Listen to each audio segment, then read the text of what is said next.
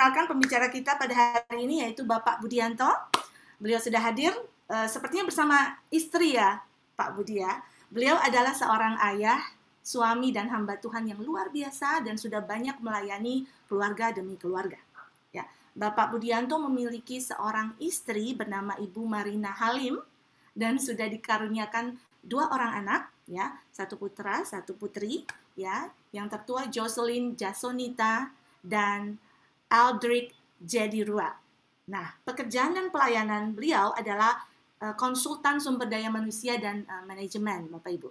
Beliau terlibat dalam tim kepemimpinan Abelove Industri dan melayani dalam pelayanan parenting dan pemuritan keluarga. Nah, nilai-nilai hidup beliau adalah loving God, loving people, humble, respect, excellent, dan role model. Dan moto hidup beliau adalah keluarga yang mengubahkan bangsa-bangsa. Baik Bapak Ibu, mari kita sambut Bapak Budianto.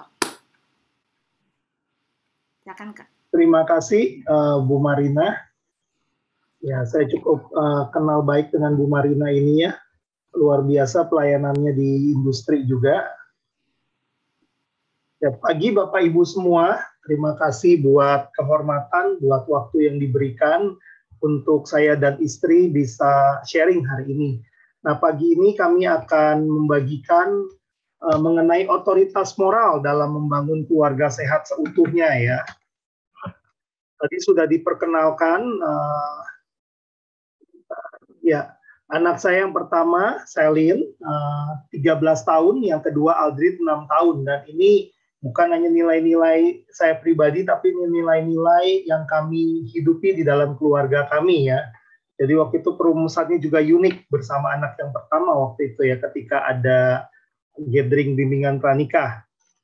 Nah, apa sih peran orang tua? Tadi Kak Beta sudah menyampaikan, bahkan divisualisasikan langsung ya, sambil minum kopi gitu ya.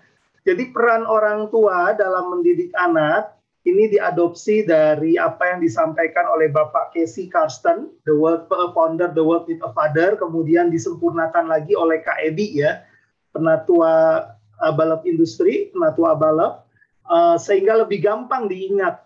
Kasih, otoritas moral, potensi, dan identitas, KOPI.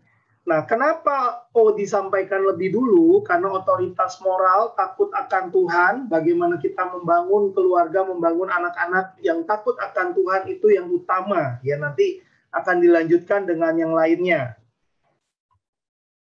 Nah, cara membangun otoritas moral. Tadi Kak Beta sudah sampaikan, ada 5 hal. Yang pertama, kita tunduk kepada otoritas moral firman Allah. Ya, saya nggak akan mengulang panjang lebar. Yang kedua, kita mengizinkan Roh Kudus mengambil kendali. Nanti ada contoh-contoh realnya di dalam bentuk prakteknya, bagaimana kita mengajar anak-anak untuk melihat bahwa Allah yang kita sembah, Allah yang hidup, bukan hanya sebagai juru selamat, tapi Dia Tuhan, Dia Raja di tengah-tengah hidup kita. Lalu memurnikan dan mentaati hati nurani Tuhan dan manusia. Ya. Lalu berani berkata tidak pada kegiatan-kegiatan amoral, kekuasaan, harta, dan seks, dan juga tunduk kepada sebuah pertanggungjawaban atau akuntabilitas. Nah, bicara tentang akuntabilitas, kami bersyukur kami punya teman kompak ya, teman sepakat, teman dalam akuntabilitas. Ini sampai ikut mendampingi kami nanti buat ngobrol, buat tanya jawab. Ada Pak Paulus dan Bu Ida. Terima kasih Pak Paulus dan Bu Ida. Tulisnya sebagai tamu, jadi nanti kalau pertanyaan mudah, kami jawab. Kalau sulit, kami minta bantuan Pak Paulus, Bu Ida ya. Nah, membangun otoritas moral dalam golden time.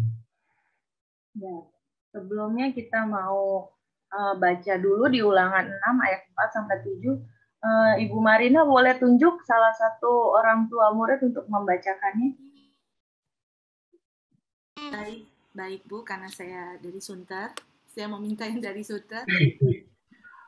Silahkan, ada Mami Brina, bolehkah Mami membacakannya?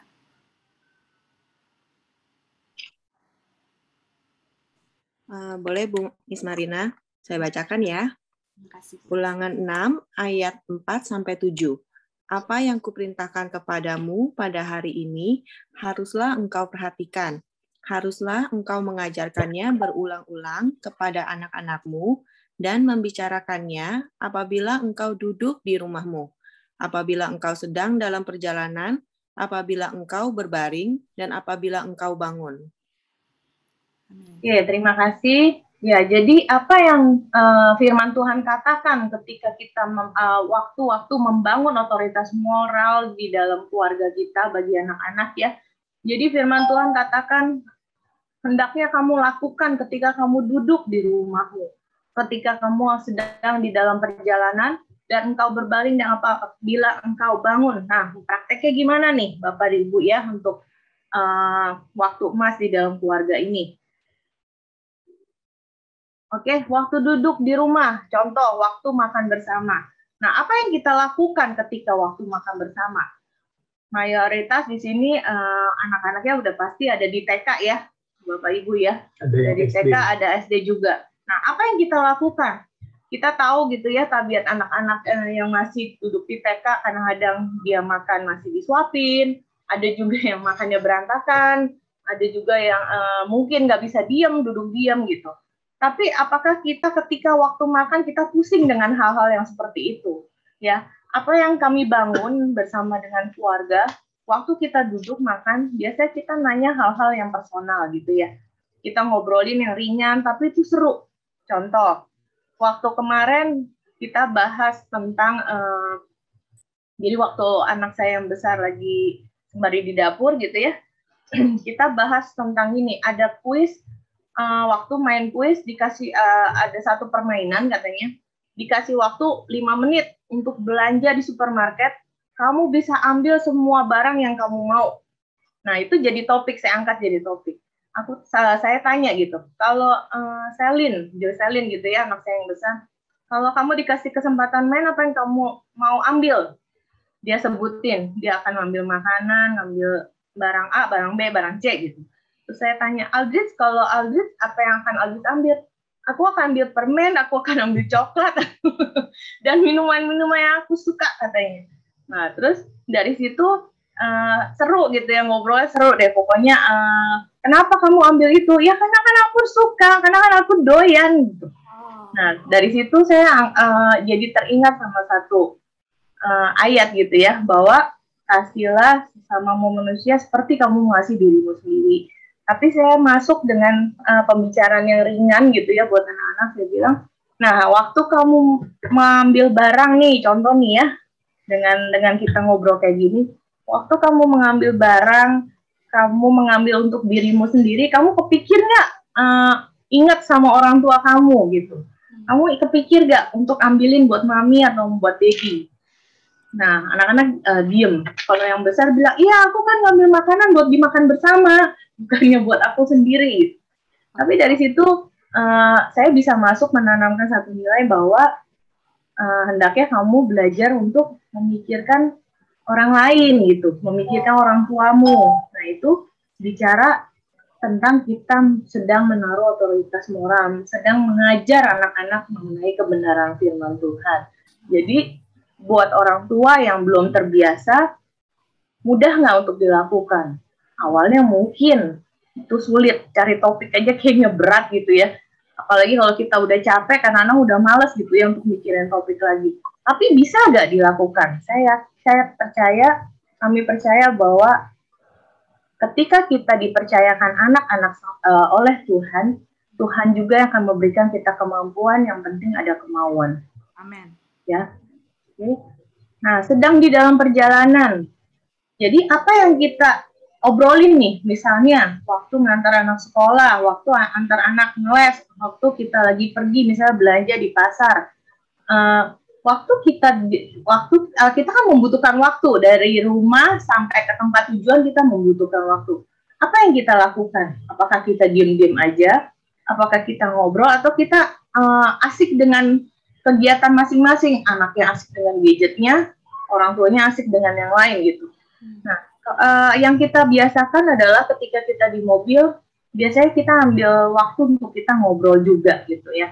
Jadi kemarin kalau sama yang anak yang besar, kita ambil topik tentang what next gitu, yang dia akan lakukan untuk next journey-nya, karena dia sedang duduk di kelas 8, jadi saya bahas itu kepada dia gitu. Terus ada satu pertanyaan yang saya tanyakan ke dia, kenapa kamu ngambil minat gitu ya, ngambil minat beda dengan orang tuamu gitu. Jadi anak saya ini unik, dia itu benar-benar otak kanan sekali gitu ya. Dia sangat berprestasi di bidang-bidang yang non akademik gitu. Tapi di sekolahnya pun dia meraih predikat best student gitu ya. Nah, jadi dia cuma bilang gini, karena Mami Dedi selalu memberikan aku kebebasan untuk aku memilih gitu. Dan aku tahu konsekuensinya ketika aku memilih, aku harus komitmen dan aku harus tetap bertanggung jawab dengan keputusanku. Jadi dia bilang, ya karena Mami Dedi nggak pernah paksa aku untuk jadi sama seperti kalian gitu, dia bilang gitu. Ya dari situ saya belajar untuk menanamkan nilai lagi bahwa ketika Tuhan menciptakan kamu, Tuhan punya panggilan khusus untuk kamu. Dan Mami Dedi itu cuma alat Tuhan untuk membawa kamu, menuntun kamu, mendidik kamu, mencapai apa yang menjadi panggilan Tuhan buat hidup kamu. Jadi saya mau menanamkan nilai bahwa apapun yang dia raih, prestasi yang dia dapat, itu bukan buat kebanggaan pribadi gitu, tapi untuk dikembalikan lagi kepada Tuhan, dan dia harus berjalan sesuai dengan apa yang Tuhan inginkan. Nah, itu obrolan-obrolan yang kita lakukan gitu, yang kita lakukan selama bersama dengan anak-anak. Lalu waktu sebelum tidur, nah mungkin suami saya bisa kasih cerita nih. Dia suami saya tuh kreatif banget gitu ya, kalau ngambil waktu ngobrol dengan anak yang kecil nih ya. Ya, waktu sebelum tidur sebenarnya banyak sekali yang bisa kita lakukan untuk menanamkan kebenaran firman Tuhan ya. Jadi biasanya selain saya bacain firman lagi, bacain dari Alkitab bergambar gitu ya. Kalau pagi sekarang anak saya yang 6 tahun baca sendiri. Tapi kan kalau misalnya di TK lebih banyak pasti butuh dibacain ya, diceritain. Selain dibacain, biasanya saya bikin story. Saya ngarang cerita, misalnya hari ini nih ada anak beruang sedang belajar sekolah gitu. Tapi dia sekolahnya jungkir balik dulu, nanti kakinya di atas, kepalanya di bawah, terus ntar tahu-tahu ngilang, cuman kelihatan separuh mukanya gitu, sehingga gurunya sedih gitu. Terus nama beruangnya Teddy misalnya. Terus papanya Teddy lihat dari samping waktu ngelihat si Teddy belajar, kok Teddy kayak gini ya? Ini artinya Teddy nggak fokus, udah beri yang terbaik belum? Padahal kan firman Tuhan bilang kita beri yang terbaik. Nanti dia bisa bilang, mirip ya, mirip aku ya, katanya gitu ya. Padahal yang memang saya ceritakan, saya sedang menganalogikan apa yang dia lakukan gitu. Jadi lewat nilai-nilai itu saya tanya, menurutmu Teddy bener gak sih belajarnya nggak gitu, nggak fokus? Dia itu nggak bener. Akibatnya apa kalau nggak fokus? Nanti giliran ditanya dia nggak tahu, dia nggak bisa. Nah kalau sesuai dengan firman Tuhan, ya dia belum give the best, dia masih semau-maunya dia. Oh iya, ya hal-hal yang sederhana ya lewat cerita. Dan waktu mau tidur itu adalah waktu anak-anak, hatinya anak-anak terbuka. Waktu untuk kita tanda petik bisa detox ya. Hari itu hal-hal apa yang mereka dapat, apakah itu baik, apakah hal itu menimbulkan ketakutan, menimbulkan trauma buat dia, kita bisa ceritakan kebenarannya. Itu waktu berbaring atau mau tidur. Ya, jadi sama anak yang paling kecil juga ya, buat ibu-ibu ya, kalau kita pria itu memang lebih ke bagaimana dia menanamkan nilai buat anaknya, bagaimana dia mengorek gitu ya, ada mindset-mindset yang salah tidak gitu ya, seperti yang suami saya lakukan gitu. Tapi buat ibu-ibu juga bisa masuk bagaimana menciptakan rasa aman gitu buat anaknya. Contoh, waktu saya ajak tidur gitu ya, ajak ngobrolan ranjang gitu ya, bersama dengan anak saya yang kecil, saya tanya gitu, dia punya satu ketakutan gitu, karena dia pernah lihat satu gambar yang seram gitu ya di YouTube gitu. Dan saya tanya, kenapa kamu takut? Apa yang membuat kamu takut gitu? Dan saat itu dia, pokoknya kita ngobrol tuh enak banget gitu malam itu. Dan sampai satu titik dia bilang, aku takut karena aku merasa sendirian. Aku takut karena saya merasa nggak ada yang temani saya gitu.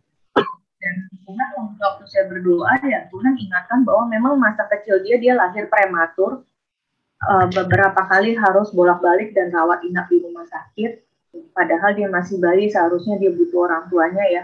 Dan saat itu memang orang tuanya kami nggak boleh masuk ke ruang rawat dan menemani gitu, nggak boleh nginap gitu. Kami boleh ada di rumah sakit tapi harus di luar ruangan. Nah, saat-saat itulah itu meninggalkan satu trauma ya, walaupun dia masih bayi baru 1 bulanan, tapi itu membekas gitu loh buat dia. Nah, waktu si anak kami cerita, Aldrich itu cerita, dia cerita sambil dia nangis gitu. Dia nangis dan saya ambil waktu untuk saya akhirnya peluk dia dan berdoa.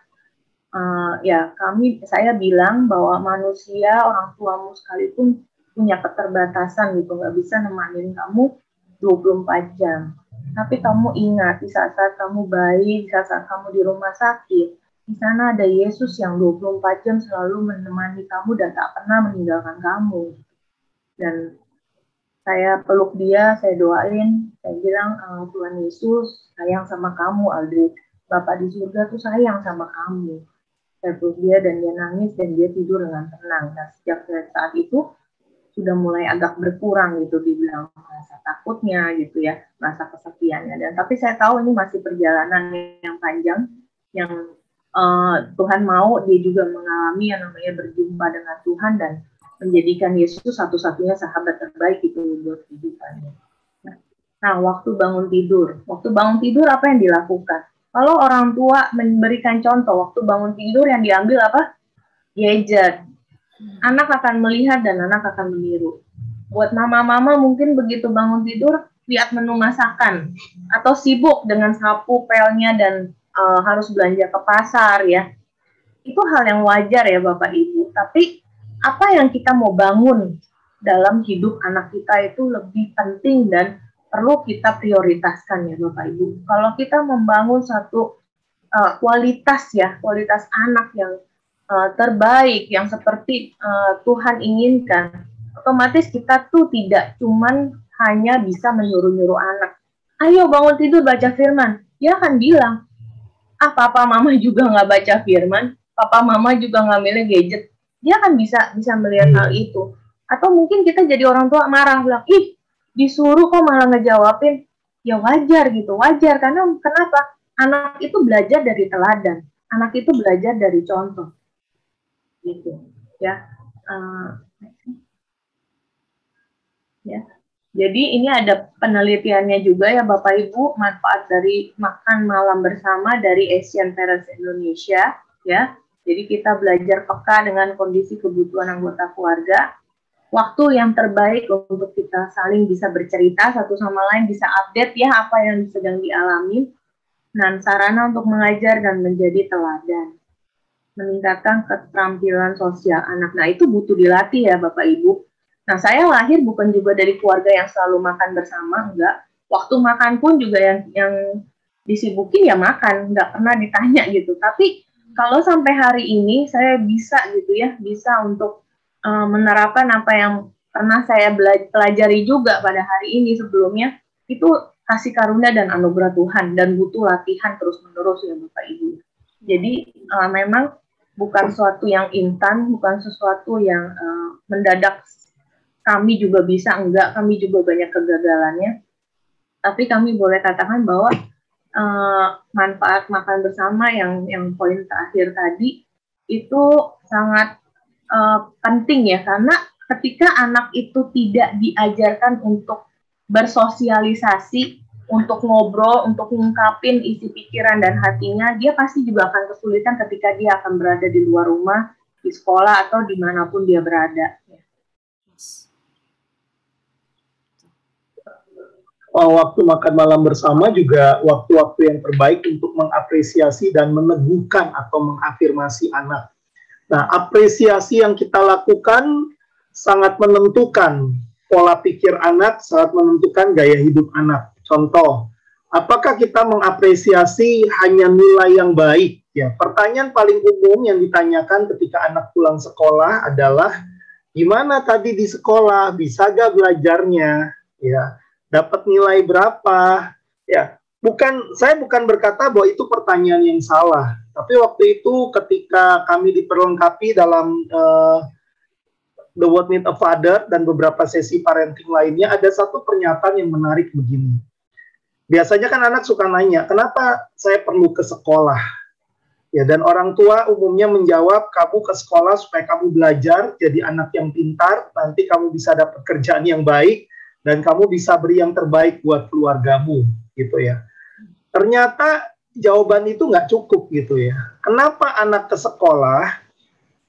Karena Tuhan Yesus pun belajar. Jadi Tuhan Yesus juga waktu itu dia tunduk di bawah otoritas orang tuanya. Jadi belajar zaman itu kan belajar kepada para rabi, belajar kepada para guru, dan Tuhan Yesus melakukan hal itu. Sehingga dia baru mulai melayani di usia 30. Kita kan waktu itu saya berpikir, saya merenungkan kenapa ya. Dia yang sebagai Tuhan, dia punya waktu, dia tentu tahu waktu hidupnya singkat gitu ya, 33 tahun, 33,5 tahun. Tapi 30 tahun dia pakai untuk submit di bawah otoritas orang tuanya, sebenarnya dia juga belajar. Jadi saya katakan kepada anak-anak saya, kenapa kamu belajar, kenapa kamu ke sekolah? Karena Tuhan juga ke sekolah, bukan hanya dulu, saat ini juga Tuhan ke sekolah, Tuhan hadir di sekolah.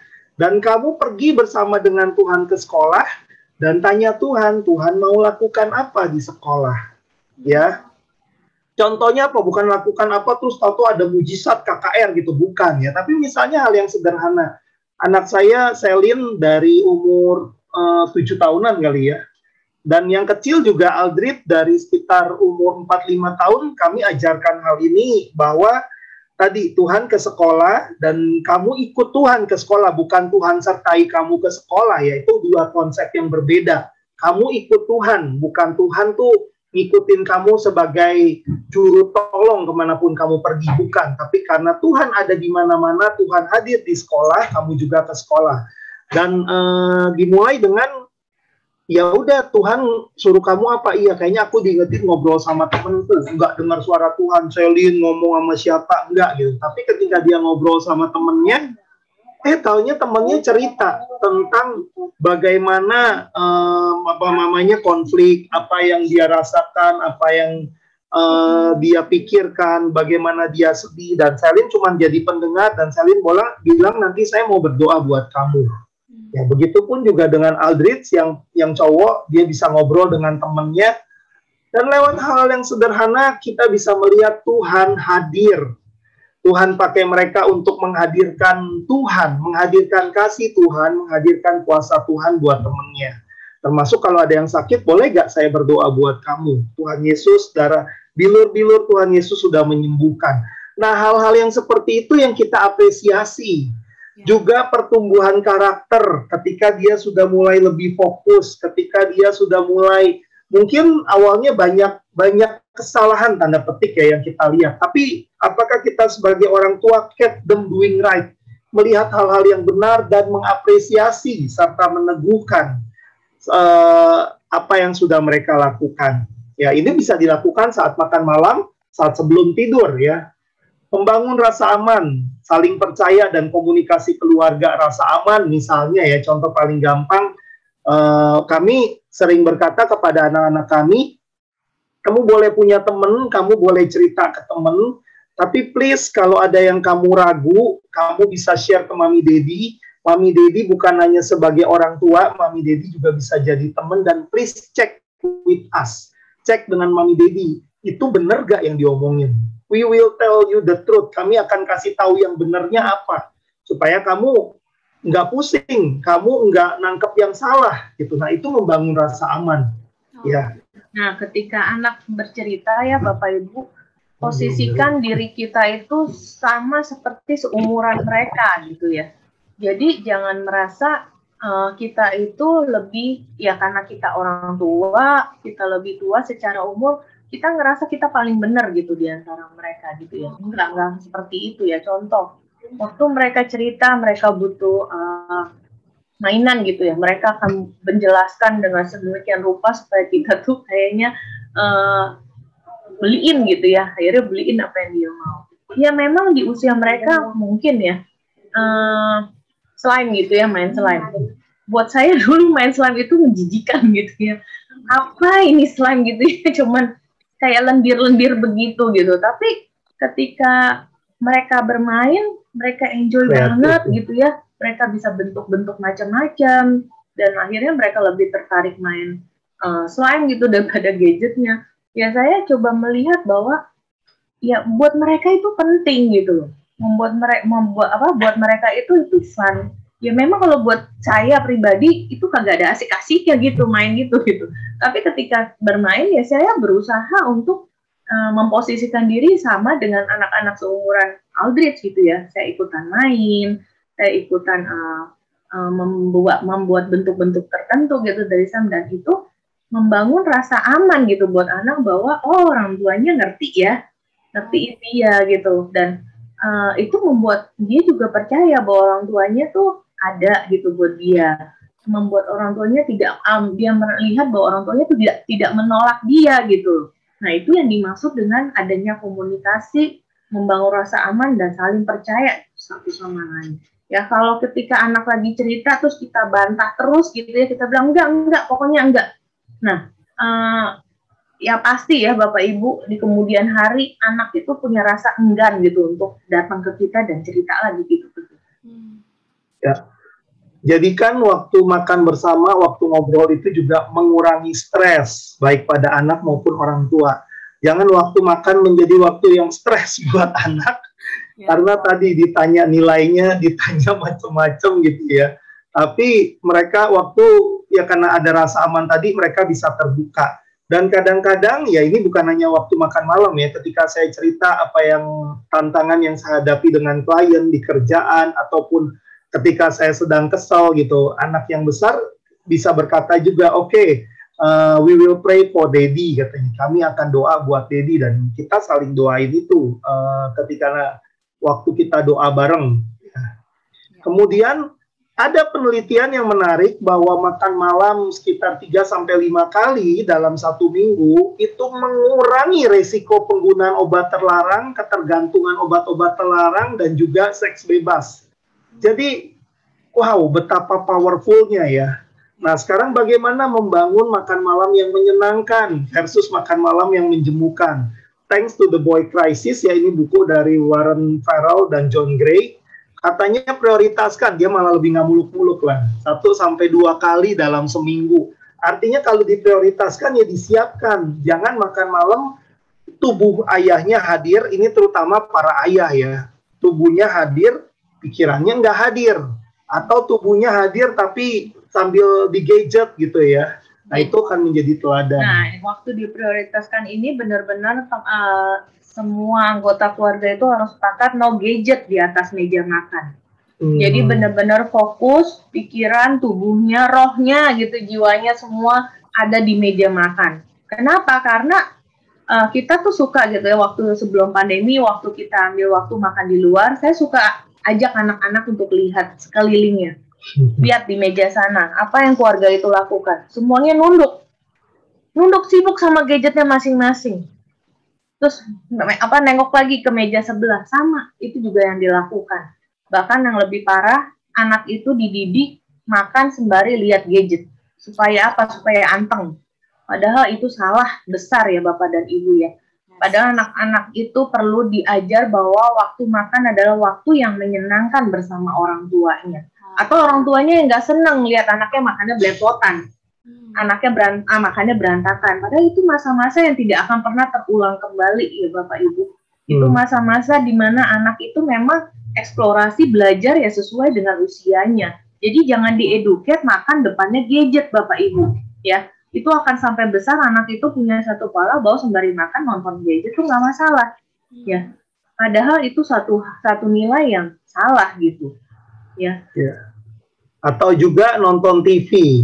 Berarti sebenarnya ketika makan, wah sambil dengar berita dan lain-lain ya. Apalagi waktu makan bersama, bukan makan sendiri ya. Itu berarti kita sambil makan, sambil worship the television. Lalu topik yang bervariasi, gantian jadi moderator. Nah ini bisa dipersiapkan. Jadi ya kalau saya berpikir, oh ya waktu itu Tuhan kasih hikmat gini, untuk ngobrol dengan klien, pekerjaan saya kebetulan di konsultan sumber daya manusia, atau ketika meeting dengan penatua, meeting dengan para pemimpin departemen, kita kan siapin topiknya ya.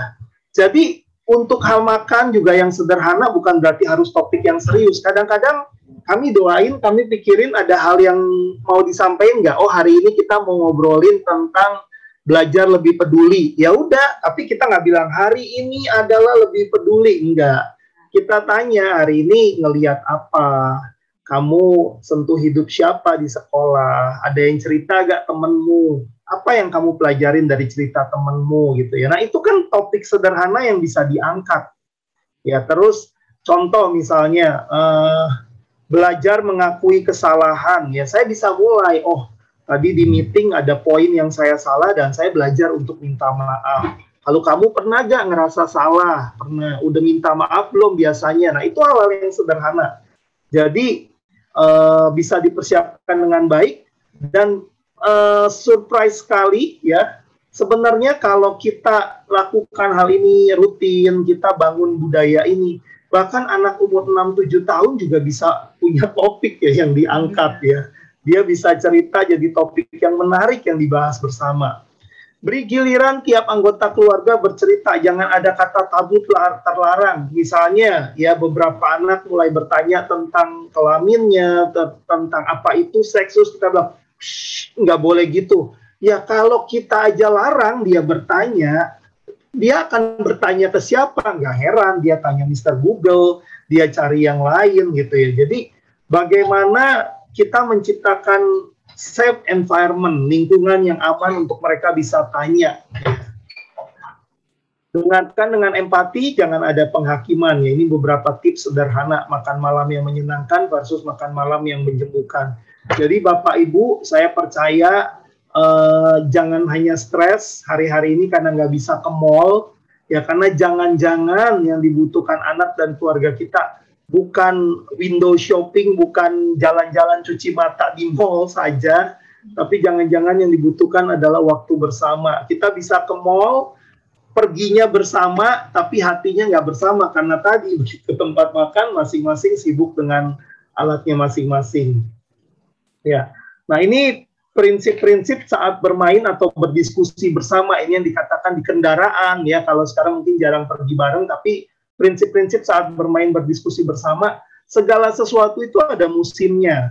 Perhatikan dan sadari musim hidup anak ini. Nanti saya akan cerita sedikit ya. Tiap usia itu ada musimnya.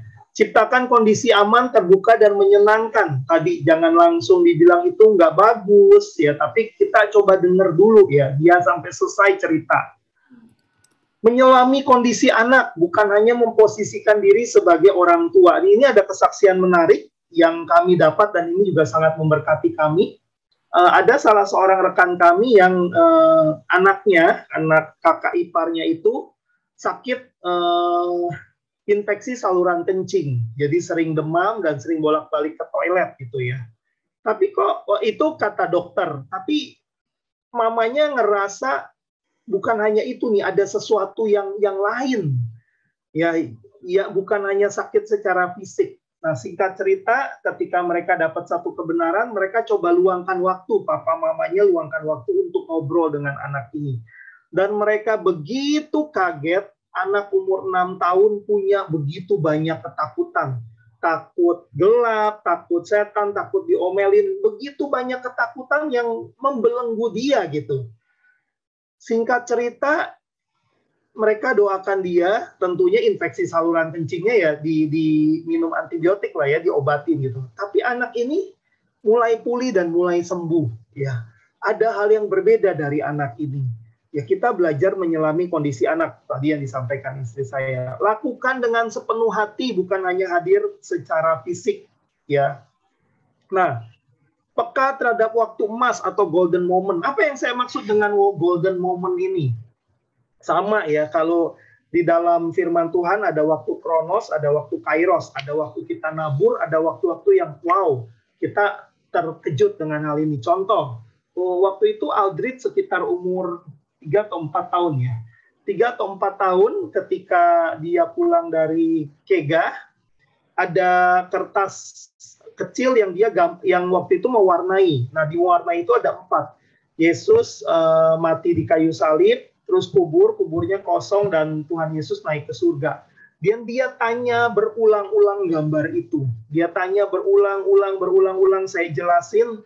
Dan saya ngerasa ini momennya untuk dia terima Yesus sebagai Tuhan dan Juru Selamat. Ya, kami sejak dia bayi, udah doain, udah tumpang tangan, udah bacain firman. Tapi ada momen-momennya, golden moment, yang kita lihat hal itu gitu. Dan saya tantang terima Yesus, tantang ucapin untuk terima Yesus sama-sama ya, pimpin dia dalam doa, dan saya rasa memang ada yang berbeda di waktu itu. Nah, itu yang dinamain golden moment. Golden moment juga bukan hanya hal yang rohani ya. Jadi misalnya anak kami yang besar, Selin, selain dia waktu itu bertanya-tanya tentang baptisan Roh Kudus, sampai akhirnya Tuhan jamah dia dengan baptisan Roh Kudus, tapi hal yang menarik lainnya, waktu dia puzzle, ada satu puzzle warna pink gambar balet ya, balerina. Nah, sejak itu dia mulai curious, mulai ingin tahu tentang balet. Dan sejak umur 2 tahun atau 3 tahun? 2 tahun sampai saat ini dia 13 tahun, dia tetap les balet. Mulai dari hal yang sederhana, saya lihat ini kayaknya golden moment.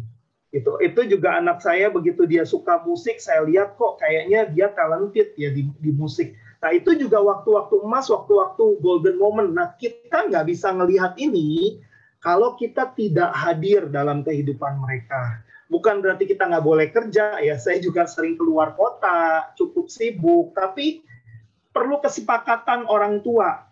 Kita saling cerita, saling update, adakah golden moment kita melihat bagaimana Tuhan sedang bekerja pada anak-anak kita. Nah, apa yang dimaksud dengan musim?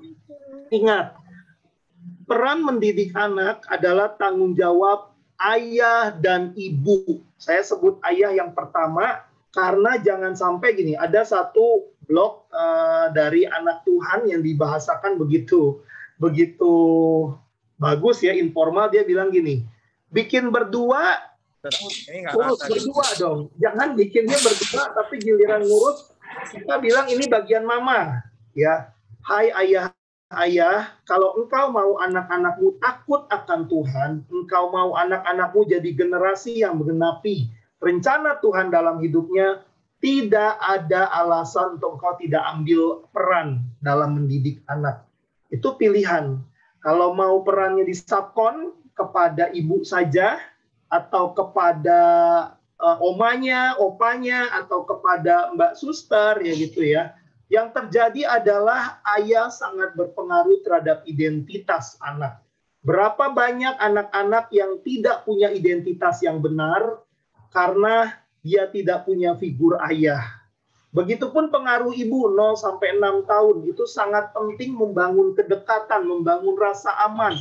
Ya, itu. Jadi sebelum dia masuk ke pengaruh teman 12 sampai 18 tahun, ini peer pressure ya. Lalu nanti dia akan balik lagi nih 18 sampai 21 tahun, dia akan balik lagi kepada father impact, pengaruh ayah. Dia akan cek apa yang dia dapat itu benar gak. Dia akan memforming identitasnya dia ya. Sebelum akhirnya dia dilepas untuk menjadi berkat buat sekitarnya. Nah, apa yang penting? Oh ya, jangan khawatir Bapak Ibu. Kalau Bapak Ibu membutuhkan materi ini, saya sudah berikan. Nanti pihak sekolah silakan saja memberikan, karena yang penting bukan hanya untuk disimpan atau memperkaya materi ya, tapi kalau Bapak Ibu mau pelajari lebih jauh, mau praktekkan, silahkan. Nah, ini yang perlu. 1 tahun keintiman tentang percaya atau ragu. 2 dan 3 tahun kemandirian atau tidak pasti. Ya. 4-5 tahun tekun atau rendah diri. Jadi perlu diajarin anak itu ulet. Kalau dia bikin mainan sesuatu, dia belum bisa, yuk coba lagi yuk papa dampingin, yuk mama dampingin ya. 5, bicara tentang kekuatan. Ya, kadang-kadang anak umur 5-6 tahun itu I am strong ya karena memang masa-masanya di situ. 6 itu masa-masa yang kritikal tentang dunia maya. Ya, jangan sampai dia full main gadget tanpa kita kontrol ya. Saya cukup surprising sampai pemerintah China melihat game itu candu ya efeknya. Dan memang benar ketika itu berlebihan itu akan merusak masa depan anak-anak kita. Perlu juga validasi. Bangun kompetensi.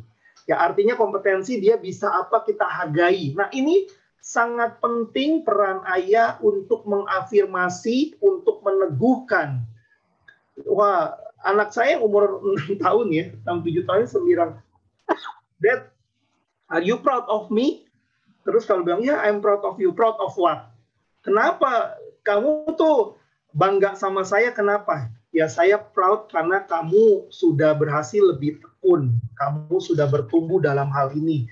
Kamu sudah bisa menguasai diri, kamu sudah bisa belajarnya lebih fokus, kamu dapat nilai yang cukup baik. Akui setiap kompetensi yang dia raih, ya. Terus anak-anak umur 8 tahun ya, antara 7, 8 sampai 9 tahun ini biasanya masa-masa terbesar untuk mereka terima Tuhan. Karena mulai pertanyakan tentang hal ini, juga tentang seksualitas, lalu identitas, nilai dan teman-temannya.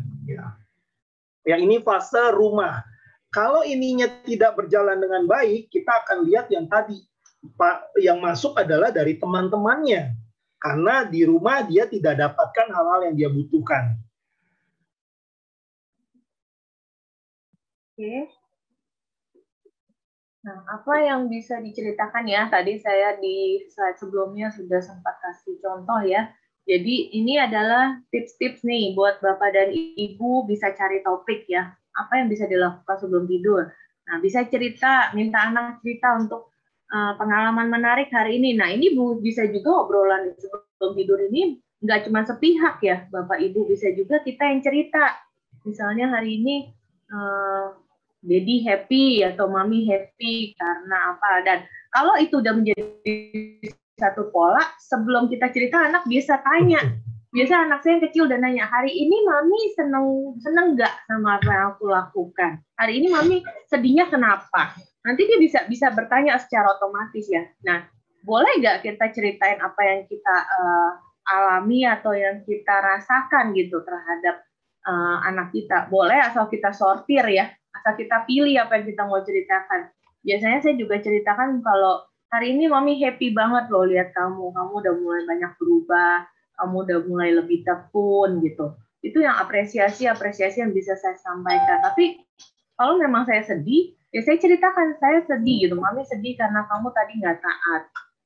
Ngerti nggak? Maksudnya kalau anak nggak taat itu pasti ada akibatnya yang harus dia tanggung. Ya, jadi itu jadi satu refleksi sebelum tidur. Ya. Dan jangan lupa setelah kita tahu poin-poin apa yang harus anak pelajari dan apa yang harus berubah dari orang tua, kita akhiri dengan berdoa bersama ya. Jadi kaitkan dengan firman Tuhan, ya itu yang cerita Fabel yang tadi suami saya sempat cerita ya sebelumnya. Jadi kalau suami saya cerita tuh seru. Mereka tuh bisa berada di bawah selimut gitu ya, bisik-bisik, bisa ngobrol gitu. Tapi ya itu yang bikin anak itu fun dan gak akan pernah lupa gitu apa yang papahnya atau ayahnya tuh lakukan gitu ya terhadap dia gitu. Itu momen-momen yang precious sebenarnya buat anak. Ya. Misalnya ya contoh menarik lainnya, kalau dia pernah cerita misalnya kesel pada orang tertentu gitu ya, kesel pada orang tertentu, dan waktu itu saya cerita tentang seekor siput yang murung selalu. Terus dia nggak mau ngampunin ya.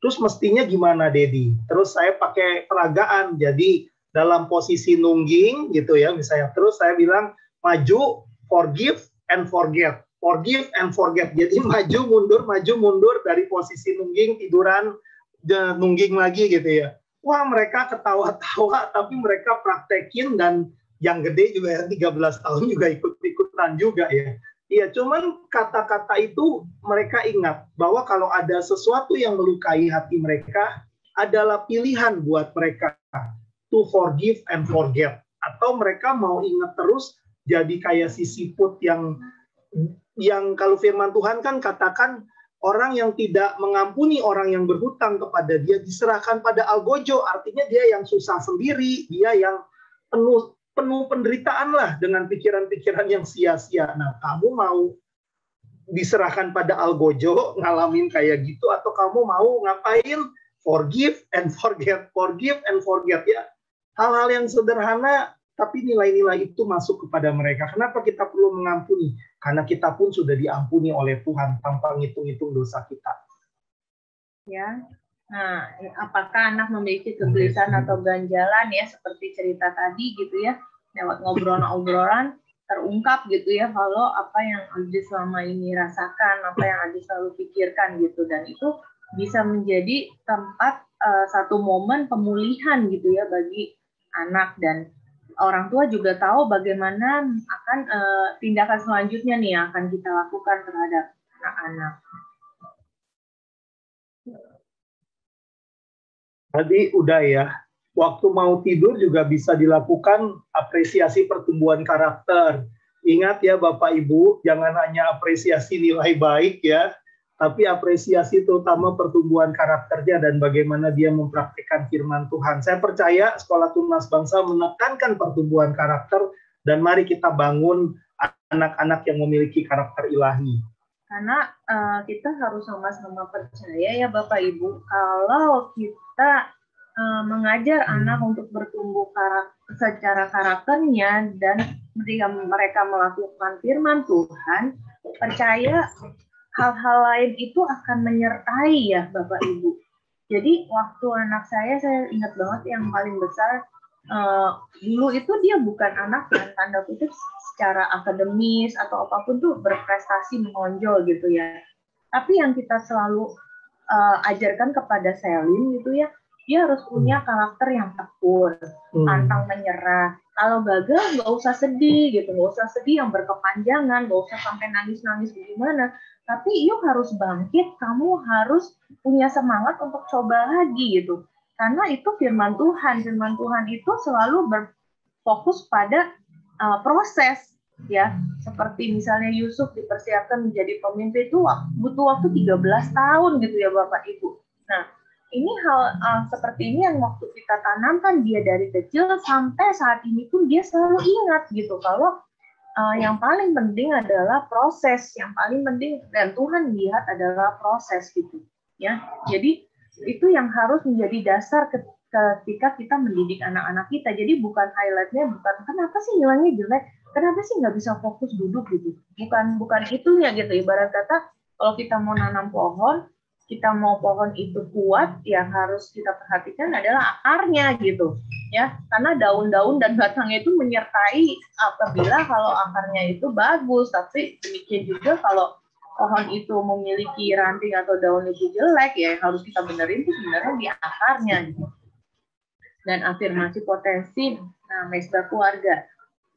Ya, afirmasi potensi hal-hal baik yang dia lakukan ya. Tadi misalnya ya, dia belajar, anak saya yang kecil belajar taekwondo, terus belajar juga musik misalnya. Nah, ada perubahan-perubahan apa? Dia punya talenta di sana, terus dia peragain gaya taekwondonya. Oh, ini udah lebih bagus. Wah, good job. Ya, itu mengafirmasi juga, mengapresiasi. Nah, perlunya mesbah keluarga, doa bersama ya sebelum tidur. Diskusi firman, ya, doa bersama tadi udah. Peluk dan cium anak, ya.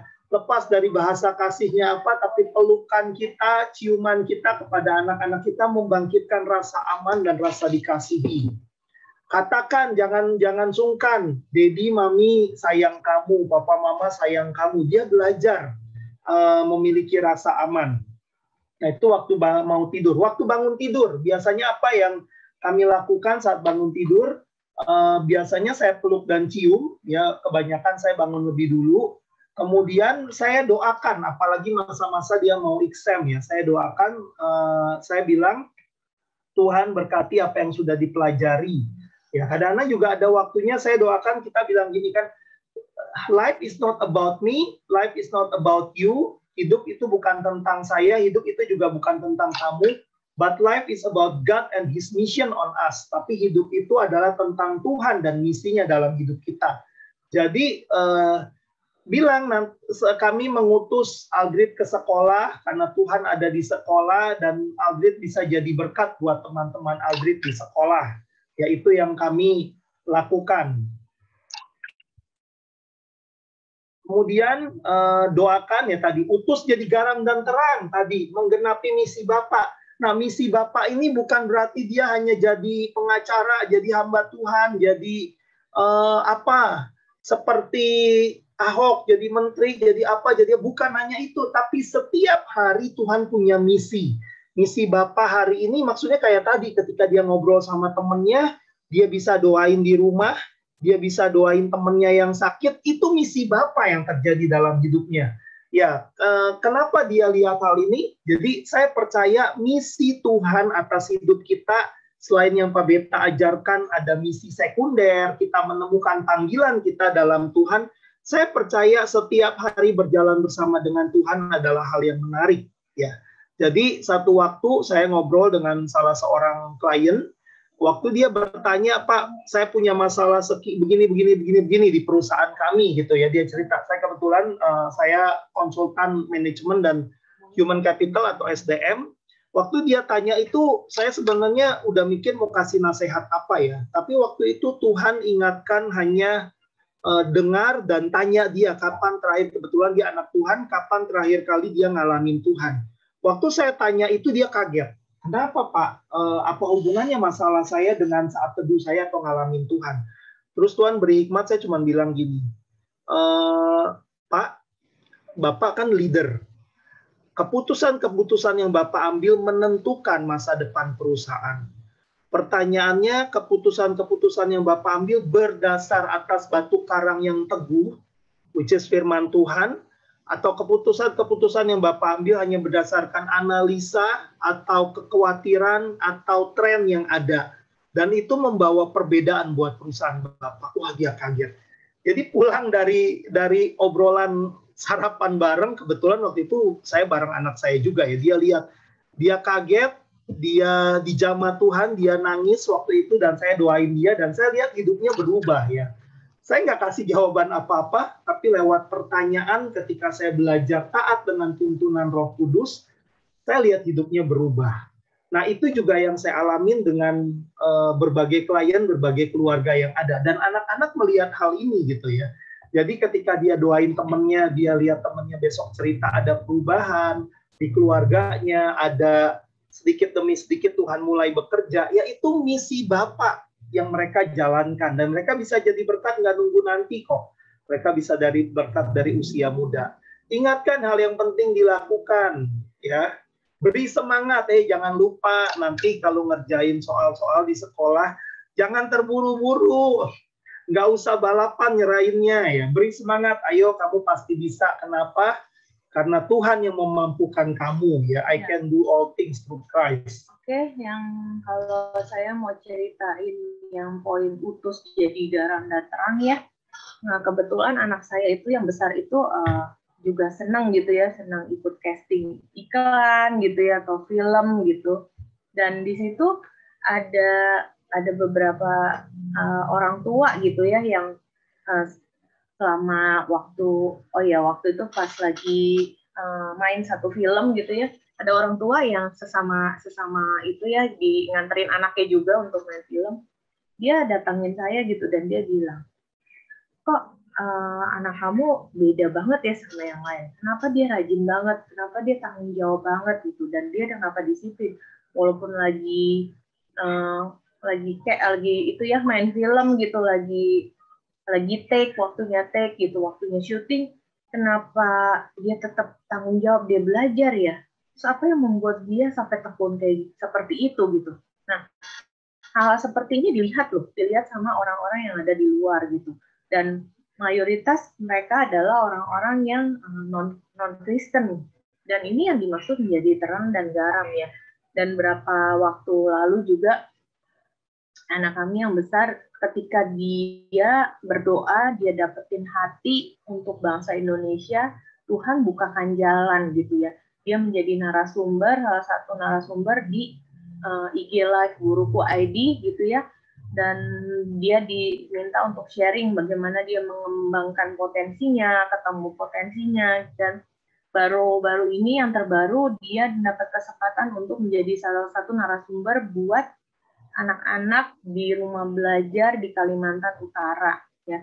Jadi kami sungguh sangat bersyukur kami boleh melihat gitu ya apa yang kita tanam. Nah, kenapa anak saya cerita anak yang besar ini bisa jadi seperti sekarang, itu bukan buat kebanggaan kami gitu, yang bukan untuk kesombongan kami, tapi yang saya mau highlight itu bersama dengan suami, proses menaburnya itu tuh bukan 1 tahun, 1 bulan, 1 minggu, bukan hitungan dalam waktu dekat gitu Bapak Ibu, tapi kami menabur sejak dia ada di dalam kandungan. Jadi kadang kita suka ngiri gitu ya, anaknya kok bisa begini, kok anaknya bisa begini. Nah, Bapak Ibu mungkin berpikir, kok saya udah menabur gak kelihatan gitu hasilnya gitu. Padahal ya Bapak Ibu, apa yang Bapak Ibu mungkin dengar gitu ya, atau lihat, itu kita harus tahu background-nya, prosesnya. Prosesnya tuh panjang Bapak Ibu ya.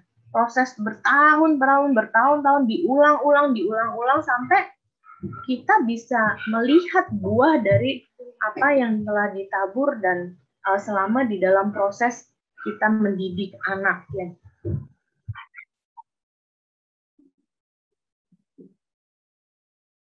Ya. Nah, selanjutnya adalah jangan lupa Bapak Ibu, anak-anak kita masih di usia-usia preschool ya, TK, SD sebenarnya sampai besar pun mereka butuh yang namanya 5 bahasa kasih. Setiap 5 bahasa kasih itu perlu kita sebagai orang tua memenuhi kelima-limanya. Tapi jangan lupa Bapak Ibu, jangan sampai kita melupakan hal yang ini Bapak Ibu, hal yang sederhana, hal yang simple, tapi kadang-kadang mungkin kita lupa lakukan ya. Jadi bersering-seringlah untuk memeluk anak-anak kita. Kenapa? Karena ketika memeluk, itu kita sedang melepaskan hormon oksitosin yang dapat merangsang perasaan bahagia. Yang mengajarkan anak bahwa dia dapat percaya kepada orang tuanya, apapun yang terjadi. Jadi waktu anak kita bilang gitu, Mami, Daddy, sorry, aku baru pecahin gelas. Nah, biasanya apa yang kita lakukan? Kenapa gelas bisa pecah? Udah dibilangin berkali-kali, taruh yang benar, jangan kesenggol. Itu yang mayoritas kita lakukan. Tapi pernah nggak? Waktu mereka berkata jujur, mereka aja butuh keberanian loh untuk ngomong, ngakuin hal itu ke kita gitu. Waktu mereka mengakui sesuatu kesalahan, atau waktu mereka menceritakan bahasanya kebodohan mereka kepada kita, pernah nggak kita respon kita pertama memeluk mereka dan bilang it's okay, nggak apa-apa, tapi next time jangan lakukan lagi ya. Ketika mereka menerima perlakuan itu dari kita, waktu kita peluk, kita ngomong, kita tatap matanya, itu akan memberikan satu rasa aman pada mereka. Dan percaya Bapak Ibu, ketika kita lakukan hal itu, apapun yang terjadi pada mereka, mereka akan datang ke kita. Karena mereka menemukan satu tempat yang dapat menerima mereka tuh apa adanya, seperti Yesus menerima mereka. Seperti Yesus menerima kita gitu ya. Yesus itu kalau terima kita, walaupun kita udah berbuat dosa, jatuh di kesalahan yang sama berulang-ulang, Tuhan tuh tetap percaya loh sama kita. Tetap percaya bahwa someday kita pasti bisa berubah. Nah, hal itu juga yang harus kita lakukan terhadap anak-anak ya. Nah, manfaat pelukan berikutnya meredakan stres dan meningkatkan daya tahan tubuh. Sebagai bahasa kasih, bahasa cinta, dan memberikan keamanan dan kenyamanan. Nah, ini kita ambil dari pojokmungil.com. Ya, bukan hanya anak kecil ya, apalagi yang TK gitu ya, sangat butuh. Anak saya yang 13 tahun aja, yang udah kelas 2 SMP, semalam setelah nonton bareng ya, nonton bersama, saya peluk dia dan dia bilang love you daddy. Itu hal yang simple, tapi saya bisa rasakan bagaimana itu memberikan rasa aman, memberikan rasa nyaman, sehingga dia nggak perlu cari di luar kasih ataupun perhatian dari pria lain ya, sebelum memang waktunya dia harus membangun hubungan. Nah, itu hal yang sederhana lewat pelukan. Nah, ini menarik dari Andy Stanley, ya, salah satu hamba Tuhan luar biasa dari South Africa. Dia berkata seperti ini, kontribusi terbesar Anda untuk kerajaan Allah, kontribusi terbesar kita untuk kerajaan Allah, mungkin bukanlah sesuatu yang kita kerjakan. Belum tentu pelayanan kita, belum tentu apa yang kita bangun. Tapi bisa saja melainkan seseorang yang kita besarkan, seseorang yang kita lahirkan. Ya, saya banyak belajar dari hidup Daud dengan keberhasilan dan kegagalannya. Kenapa seorang Daud sampai disebut Kristus pun anak Daud, ya. Padahal Salomo hikmatnya berlipat-lipat kali ganda, dia membangun bait Allah, tapi karena Daud fokus untuk melahirkan generasi yang Tuhan, yang takut akan Tuhan. Ya, bukan hanya fokus untuk membangun yang wah, bukan hanya fokus untuk memperluas kerajaannya. Bapak Ibu, ya terakhir saya mau sampaikan, Tuhan kita sama, Allah yang kita sembah sama, Dia berikan anak-anak yang terbaik buat setiap kita, dan saya percaya ada kasih karunia untuk mendidik anak. Kalau Bapak Ibu lupa dengan setiap teori yang diajarin atau apa, jangan lupa ada Tuhan, ada Roh Kudus di dalam diri Bapak Ibu yang memampukan Bapak Ibu, memimpin Bapak Ibu untuk bisa mendidik anak sesuai dengan kebenaran firman Tuhan. Kami pun ada waktu-waktunya kami gagal, ada waktu-waktunya juga memang kami rasa kami memang sangat butuh kasih karunia Tuhan, dan kami bilang, Tuhan beri hikmat apa yang harus kami lakukan buat masing-masing anak. Ya itu, dan ini pertanyaan terakhir, ya boleh di print screen atau juga di foto pertanyaannya ini. Apa yang sudah Bapak Ibu lakukan dengan anak-anak terkait 4 waktu emas tadi? Kalau mendengar sesi ini, mau berhenti lakukan apa? Hal yang salah yang kita mau bertobat. Lalu mau memulai lakukan apa? Jangan lupa tadi bikin berdua, urus berdua ya. Jadi diskusi dengan pasangan dan saling mendoakan. Minta kasih karunia Tuhan untuk kita bisa menjadi orang tua yang Tuhan rindukan. Mendidik anak-anak yang Tuhan rindukan. Mari kita satu dalam doa. Bapak, kami bersyukur Tuhan hari ini. Dan pagi hari ini kami tahu Engkau ada di tengah-tengah kami. Kami minta kasih karunia-Mu Tuhan dicurahkan atas setiap orang tua, atas setiap guru-guru yang ada. Kami bukan mendidik anak-anak kami berdasarkan hanya apa yang kami dengar dan kami pikirkan dari orang tua kami yang diwariskan oleh orang tua kami. Tapi kami boleh mendidik anak-anak kami sesuai dengan kebenaran firman Tuhan. Tidak ada kata tidak mungkin, tidak ada kata tidak bisa, karena Roh Kudus yang ada di dalam diri kami yang memampukan kami untuk mendidik anak-anak yang Tuhan berikan, pusaka-pusaka yang Tuhan berikan. Dan kami hari ini mau bernubuat Tuhan, kami percaya, kami lepaskan perkataan iman, bahwa anak-anak kami adalah anak-anak yang takut akan Tuhan, anak-anak yang mengasihi Engkau, mengasihi sesamanya, karena Engkau yang sudah terlebih dahulu mati untuk mereka, anak-anak yang menggenapi rencana Tuhan dalam generasinya. Terima kasih Tuhan. Jadikan kami orang-orang tua yang setia, yang tekun untuk mendidik anak-anak kami di dalam kebenaran firman-Mu. Di dalam nama Yesus, kami terima kasih karunia-Mu. Amin. Amin, amin. Terima kasih Pak Ibu Marina untuk sharing yang luar biasa ya, Bapak Ibu. Terima kasih, kami sangat appreciate. Baik, Bapak Ibu semuanya, ini waktunya untuk tanya jawab, karena biasanya kalau tanya jawab ini lebih dalam ya, Pak Budi dan Ibu Marina, bagaimana kita bisa mempraktekannya ya. Mungkin ada pengalaman ya, ada apa yang tips-tips atau ide-ide selain yang tadi yang sudah disampaikan, itu sama-sama kita bisa gali lebih dalam lagi. Boleh ya Pak Budi, Bu Marina, saya sudah ada beberapa pertanyaan ini. Silakan Bu. Ya, kita akan sama-sama masuk dalam sesi tanya jawab. Kami sampaikan juga Bapak Ibu, link presensi sudah dapat diisi ya Bapak Ibu, ada di chat room. Bapak Ibu silakan isi sesuai dengan area atau unit TK masing-masing atau SD masing-masing.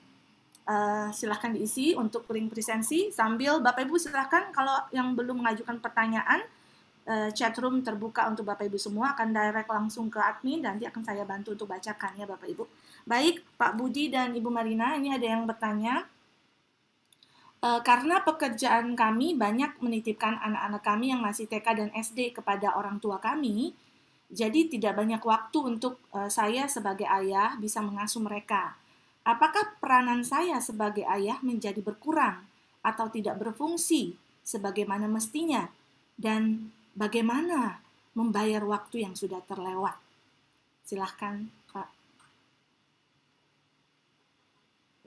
Ya, ya ini banyak dilema yang dialami banyak orang tua ya. Pertama dasarnya gini, kalau Tuhan kasih kita anak, Tuhan berikan kita kemampuan untuk kita memberikan yang terbaik. Ya, tindakan-tindakan realnya gini ya. Mungkin yang pertama mulai dulu dari ketika ada di rumah, saya masih sibuk dengan me time saya, misalnya di rumah mau istirahat, mau ngopi dulu, mau nonton TV, atau saya mau belajar ketika ada di rumah, saya mau memberi yang terbaik melayani istri dan anak-anak saya. Itu dimulai dari hal seperti itu, gitu ya. Yang kedua, kalau memang Tuhan ingatkan ada iman untuk, ya, waktu itu saya kasih contoh gini ya, saya pernah ada di kerjaan yang hampir dalam seminggu 5 hari di luar kota. Gitu. Waktu itu cukup bergumul buat saya dan istri, tapi ada titik di satu titik, ya setelah kami doakan, saya mengambil keputusan bahwa ini nggak sehat gitu, karena saya nggak hadir buat istri dan anak saya. Akhirnya kami juga doakan untuk jalan yang baru yang Tuhan bukakan, dan Tuhan beri iman untuk saya melangkah ke hal yang baru. Jadi memang nggak bisa semua kasus digeneralisir, tapi yang pertama yang bisa saya sampaikan adalah manfaatkan waktu yang ada sebaik mungkin untuk bapak-bapak terutama ya hadir di rumah itu 100%, bukan cuma fisiknya hadir, tapi otaknya kagak hadir, jiwanya kagak hadir, enggak juga memberikan nilai-nilai buat anak. Itu yang pertama. Yang kedua, bangun kesepakatan dengan istri, saling melengkapi supaya kita juga dapat update. Jangan sampai hadir, oh selama ini sama mamanya mama jadi bad cup, papa jadi good cup, karena begitu hadir ingin sayang anak, semua juga dikasih, itu juga merusak pola didik. Ya, itu. Nah yang ketiga ya perlu bangun sepakat ya, kira-kira apakah memang pekerjaan yang sekarang mengorbankan segalanya, Tuhan minta Tuhan bukakan hal yang baru, atau ada hikmat Tuhan untuk mengatur waktu lebih baik. Itu yang saya percaya dan kami juga alami. Ya, jadi betul yang saya katakan bahwa sebenarnya ketika memanfaatkan waktu-waktu yang ada ketika bersama anak di rumah, benar-benar total. Tubuh, jiwanya tuh benar-benar ada gitu di rumah dan bersama anaknya, itu poin penting. Nah yang kedua, memang harus bekerja sama dengan istri untuk istri itu mengupdate apa yang terjadi ketika sedang berinteraksi bersama dengan anak di rumah. Nah itu perlu diupdate gitu ke suami supaya kenapa? Supaya sama-sama nanti bisa didoakan dan dipikirkan bareng-bareng gitu ya, tindakan selanjutnya terhadap ini harus bagaimana, men-treatnya harus bagaimana, dan ada kesepakatan antara suami dan istri supaya nanti ketika mendidik anak itu satu suara ya, nggak dengan suara yang berbeda. Kenapa? Karena yang untuk poin-poin yang paling penting adalah gini, suami saya ini termasuk yang cukup sibuk gitu ya, baik waktu sebelum pandemi maupun di masa pandemi. Jadi walaupun misalnya di masa pandemi ini badannya juga ada di rumah, dia bisa dari jam 8 pagi sampai jam 9 malam tuh on Zoom terus gitu loh. Jadi memang nggak menjamin ketika secara fisik ada di rumah itu pasti dijamin ada interaksi dengan anak, nggak juga gitu. Tapi anak-anak ini mengerti kapan dia akan memiliki waktu bersama suami saya, bersama dengan papahnya gitu. Dan saya juga walaupun di rumah, saya terus update. Ini tadi si Selin seperti ini gitu, nilainya seperti ini, interaksi sama temannya seperti apa. Dan yang paling penting adalah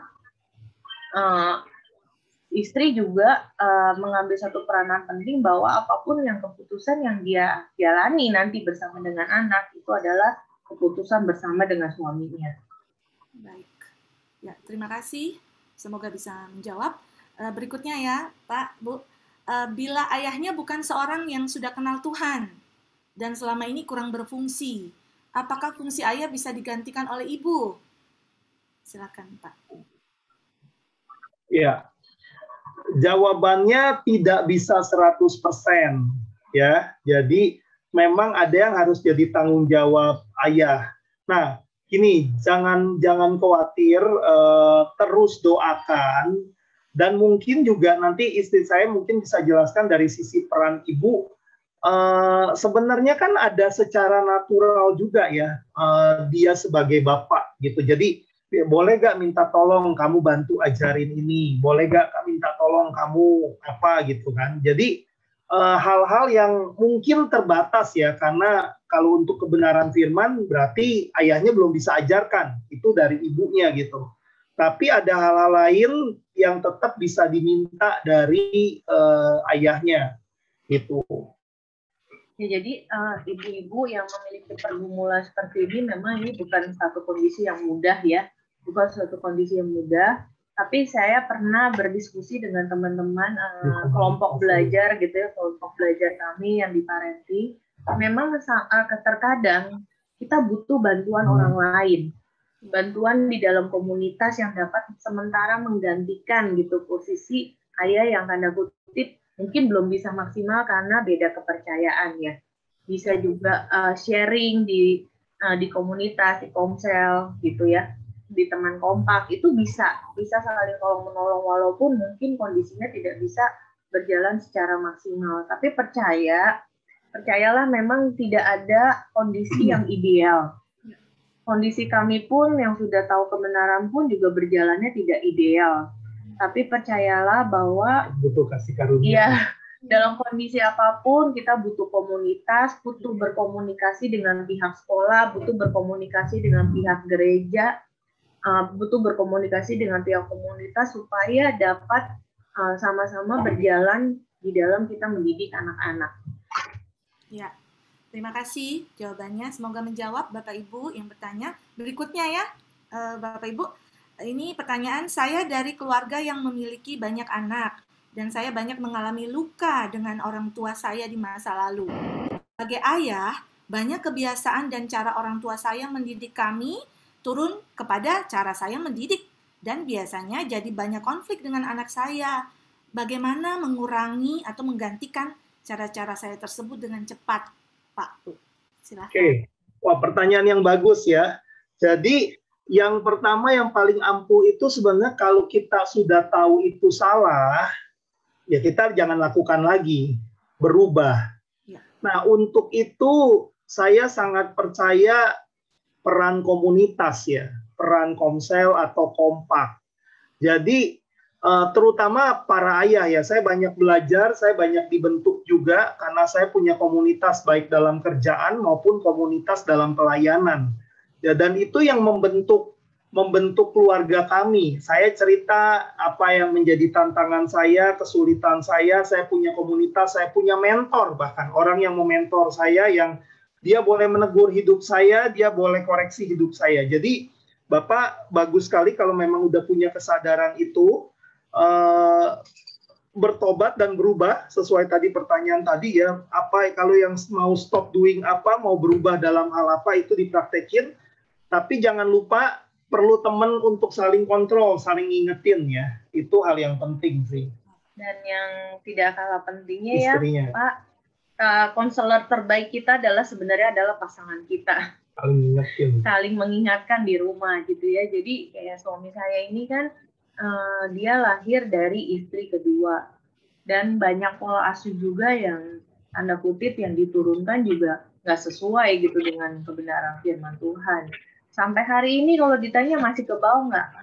Masih ke bawah. Ada beberapa hal yang masih ke bawah. Nah, tugas kami adalah saling ngingetin. Jadi waktu pas anak lagi nggak ada, saya ngomong ambil waktu. Kan kamu tadi nggak bener loh ngajarin tentang penggunaan uang gitu loh ke anak. Ya. Bukannya kita udah sepakat waktu itu kita nggak akan lakukan itu lagi. Gitu. Jadi proses sembuhnya pun juga butuh waktu ya Pak, nggak bisa sembuh dengan mujizat gitu ya, karena ini kan karakter, bicara tentang satu kebiasaan, dan itu butuh waktu dan butuh kasih karunia dan butuh ketekunan untuk kita nggak pernah berhenti untuk mencoba gitu. Dan Bapak juga perlu mungkin perlu ada tips-tips pribadi nih, misalnya kalau udah mulai contoh dulu sering dipukul gitu tanpa ditanya dulu alasan kenapa lakukan hal itu, dan itu nggak sengaja turun gitu ke anak.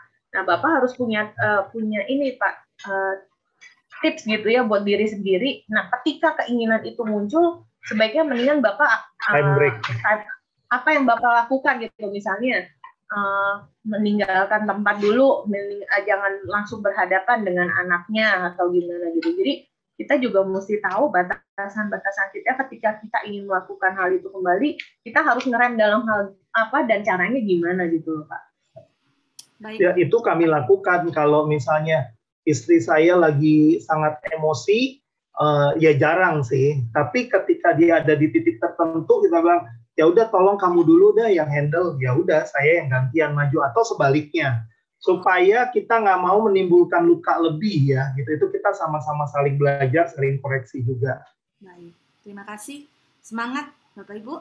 Pertanyaan berikutnya, Pak, Bu, ini kayaknya dalam rangka mengidentifikasi apa kira-kira ciri-ciri anak yang kekurangan otoritas moral. Nah, silakan Kak. Ciri-ciri anak, mungkin tanda-tandanya ya. Silakan. Ya, sebenarnya Kak Beta cukup bagus menjelaskan tentang disiplin dan kasih tadi ya. Otoritas moral ini bicara tentang disiplin dan kasih. Saya mungkin akan, nanti saya cari. Jadi anak yang terlalu banyak kena disiplin, terlalu disiplin, tapi kasihnya kurang, dia jadi anak yang minder. Ya. Coba saya cari sebentar aja ininya ya. Oke, silakan Bapak Ibu, masih ada waktu untuk kita bisa lebih memperdalam lagi pembahasan kita. Ini semua hal-hal praktis luar biasa. Silakan Bapak Ibu kalau ada yang masih mau bertanya. Ini ada lagi pertanyaan setiap di sini ya Bapak Ibu.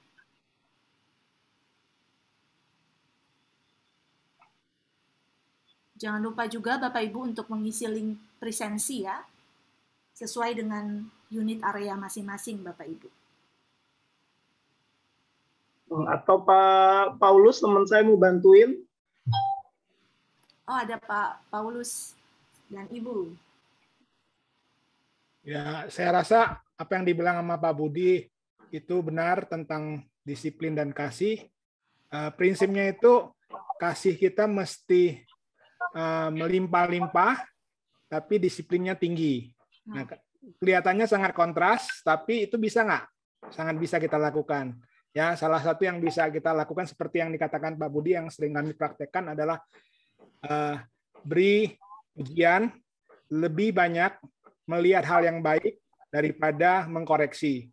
Nah, saya kasih sedikit tips ya, karena saya lahir dari keluarga yang banyakkan mengkoreksi. Jadi yang dikatakan minder itu benar. Dan itu walaupun saya sudah mengerti kebenarannya itu sekian lama, saya harus cerita ke istri saya supaya istri saya mengafirmasi saya. Nah, ini contoh anak-anak juga harus belajar untuk dikasihi. Yang tadi Pak Budi dan Ibu Marina sudah ceritakan banyak ya, dipeluk, dikasih waktu untuk bercerita, ditanya. Nah, kemudian diberikan mengerti tentang bahasa kasih mereka. Nah, itu yang kasih yang tinggi. Tapi disiplin juga kita harus tinggi supaya kita bisa melihat gambaran anak yang bijak, wajah yang tertawa ini itu ada. Kira-kira seperti itu. Ya, makasih Pak Paulus. Jadi kalau dari grafik sederhana ini, kebetulan ini juga slide yang sering dipakai oleh Pak Paulus dan Bu Ida ya. Jadi bicara tentang otoritas moral, disiplin dan kasih, ciri-cirinya apa? Bagaimana kita mengidentifikasinya ya? Kalau dia kasihnya rendah, disiplinnya juga rendah, jadi artinya kita terlalu cuek. Ini artinya anak-anak yang kurang waktu orang tua, kurang sentuhan orang tua. Ini nanti jadi anak yang cuek. Diajak ngobrol kok cuek, terus dia nggak peduli sama lingkungan, terus kayaknya mau-maunya dia sendiri. Nah, ini ini tanda-tanda bahwa kita kurang punya waktu, kurang memberikan kasih, maupun kurang mengajar dengan benar. Ya, disiplin ini bukan berarti hanya dihukum ya, tapi disiplin juga berarti mengajarkan pola hidup yang benar. Ya. Atau kasihnya rendah, disiplinnya tinggi. Dia jadi anak yang garang, anak yang otoriter, anak yang emosinya meledak-ledak, itu juga bisa. Ya. Atau anak yang permisif, udahlah gampang, kayaknya menggampangkan segala cara. Nah, ini kasih tinggi, disiplin rendah. Ya, saya punya kecenderungan di sisi sini, makanya kami juga sering belajar terus. Nah, anak yang bijak ini artinya apa? Dia cukup percaya diri. Dia taat ketika diminta lakukan sesuatu, nggak banyak berbantah-bantah bahwa kenapa sih mesti begini? Mungkin 1-2 kali ya wajar lah. Tapi kalau tiap kali dimintain tolong, mesti debat dulu. Ketika diminta sesuatu, dia mesti jawab dulu, debat dulu. Itu berarti nggak taat. Taat itu adalah do it at the first time. Lakukan ketika diminta saat itu juga. Nah, itu beberapa tanda-tanda sih, Bapak Ibu. Dan anak itu apa ya? Dinamis lah, berprogres. Bukan berarti kalau dia bagus, istilahnya saat ini dia jadi anak yang taat, kok nanti dia agak berubah ya, jadi mulai lebih cuek atau apa, bisa juga. Karena kan terus berkembang. Jadi memang dinamis, kita perlu terus mencurahkan kasih, kita terus perlu bangun disiplin setiap hari. Ya. Baik, terima kasih Pak Budi. Ini sepertinya semakin seru, banyak sekali pertanyaannya, saya cepat saja ya untuk membacakannya. Anak usia 7 tahun, Pak Bu, sering bertanya sebelum tidur, emang Tuhan beneran ada di sini? Kenapa Tuhan nggak kelihatan? Aku pengen lihat dan ketemu Tuhan. Nah, kira-kira jawaban apa nih yang tepat untuk menjawab logika pikirnya di usia ini selain berdoa? Silakan Bapak Ibu. Ya. Nah, ada 2 aspek yang Tuhan berikan ya. Aspek logika dan aspek hati atau intuisi. Dua-duanya perlu dan bisa merasakan Tuhan. Apa yang dimaksud dengan logika? Emang Tuhan ada? Ya, kalau menurutmu dunia ini jadi dari mana? Kan nggak jadi simsalabim kan? Justru kita ajarkan bahwa kalau sesuai firman Tuhan, Tuhan ciptakan hari pertama apa, hari kedua apa, hari ketiga apa, hari keempat apa. Terus dia bisa counter juga dengan, ya biasanya sih sampai 7 tahun belum terlalu sampai gimana ya. Tapi misalnya kita lihatlah banyak hal yang kita nggak mengerti.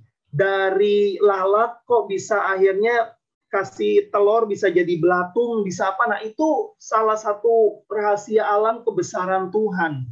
Aneka makhluk hidup. Nah itu bicara tentang logikanya. Ya.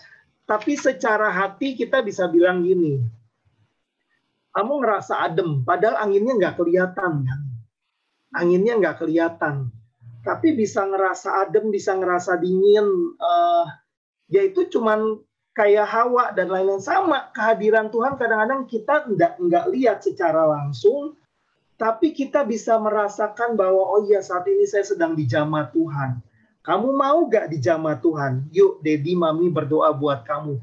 Kalau saat itu belum dijamah, jangan putus asa, itu butuh waktu berulang-ulang.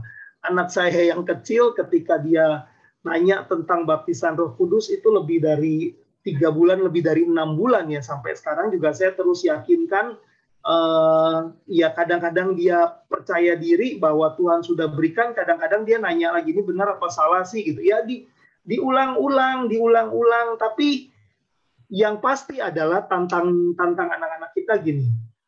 Tuhan itu sangat bisa dirasakan dan nyata.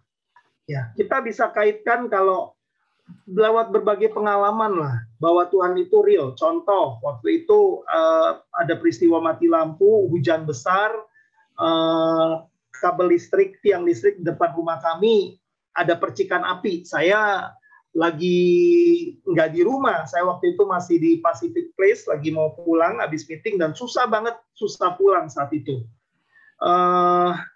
Ya lewat telepon saya ajak doa, anak saya udah nangis, udah panik karena rumah gelap dan lain-lain ya.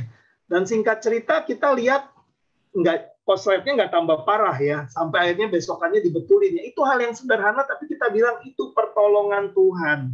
Ya. Kalau kamu punya damai sejahtera, bisa terjadi apa-apa, itu pertolongan Tuhan. Bukan hanya untung nggak terjadi apa-apa, bukan hanya karena keuntung ya, tapi karena pertolongan Tuhan. Ya, itu hal-hal sederhana yang bisa kita ajarkan.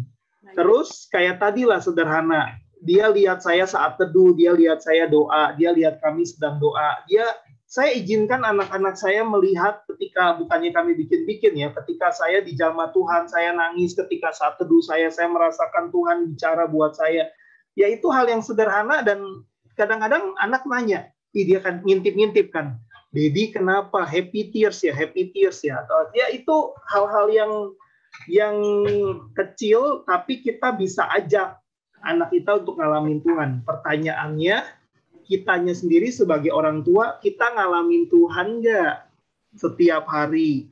Kalau tidak, sulit untuk kita menjelaskan Tuhan itu nyata dan hidup. Kalau kita sendiri juga nggak ngalamin Tuhan.